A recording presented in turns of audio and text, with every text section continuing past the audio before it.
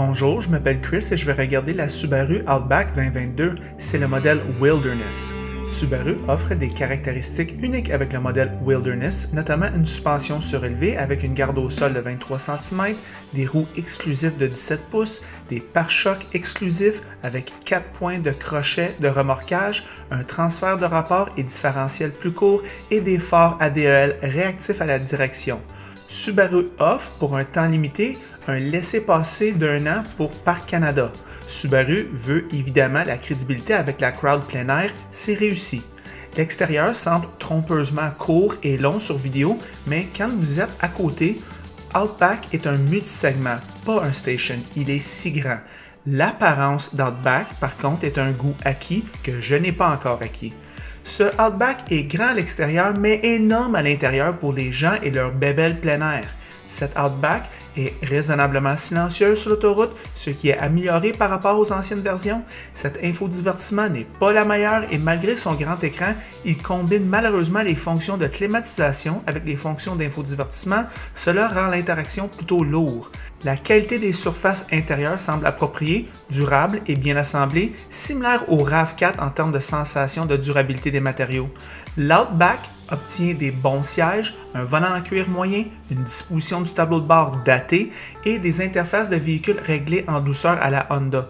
Le design intérieur n'est pas révolutionnaire, mais il n'y a aucun blooper et Outback se sent extrêmement aéré avec beaucoup de lumière naturelle, ce qui est agréable les jours sombres pendant la routine quotidienne. La combinaison de l'espace, des sièges, des interfaces douces style Honda, l'habitacle relativement silencieux, des fenêtres immenses et d'une excellente visibilité, de l'extérieur unique, du 4 roues motrices de haut niveau pour lequel les Québécois font un bandage extrême, une sensation de robustesse également facile à vivre avec, tout cela rend Outback désirable malgré ses défauts.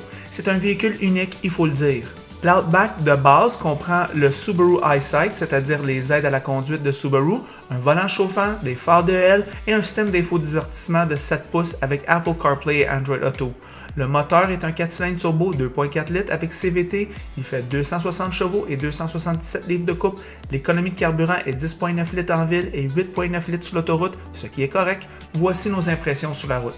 Bonjour les amateurs de voitures, aujourd'hui avec Ross m'apporte le Subaru Outback 2022 Wilderness.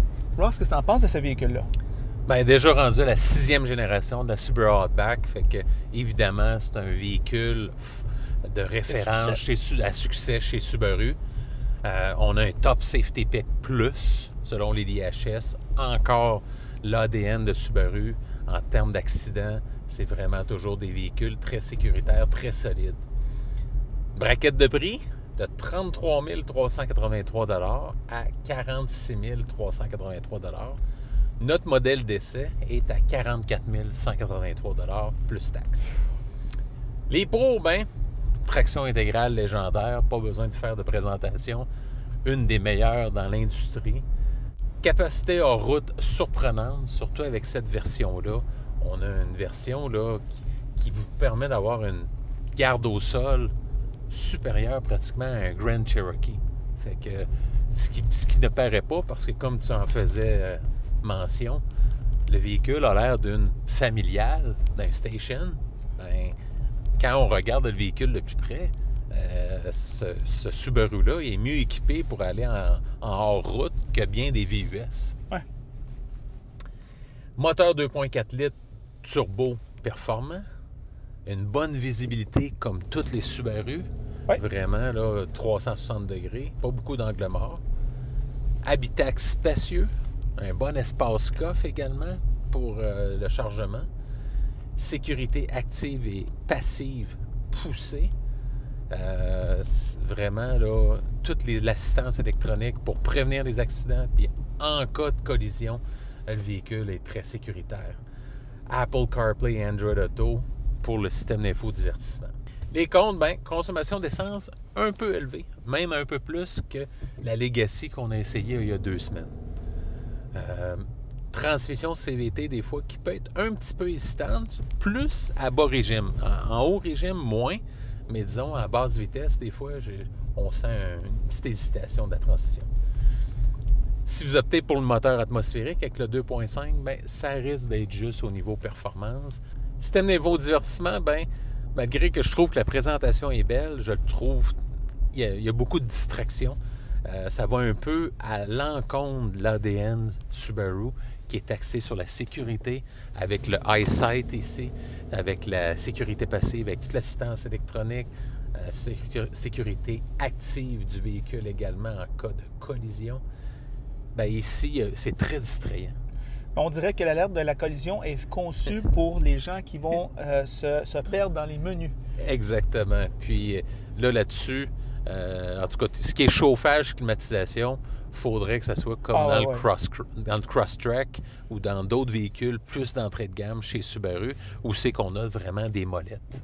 Oui. Pas de version hybride. La concurrence, ben, la Subaru Outback est vraiment dans un marché niche. On est dans une familiale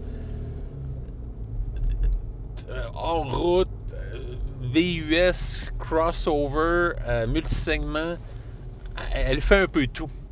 Mais j'ai essayé de trouver des équivalents dans la concurrence là, qui pourraient se rapprocher à ça, même s'il n'y en a pas beaucoup.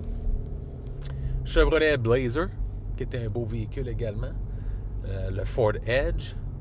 Le GMC Acadia, le Honda Passport, qui a quand même des capacités hors route intéressantes, Hyundai Santa Fe, le Jeep Wrangler, si vous voulez vraiment aller faire du hors route, le Kia Sorento, Nissan Murano, Toyota Venza, et pour finir, le Volkswagen Atlas Cross Sport, qui termine le tableau de la concurrence. Fait que, quelles sont tes premières impressions sur cette Subaru Outback?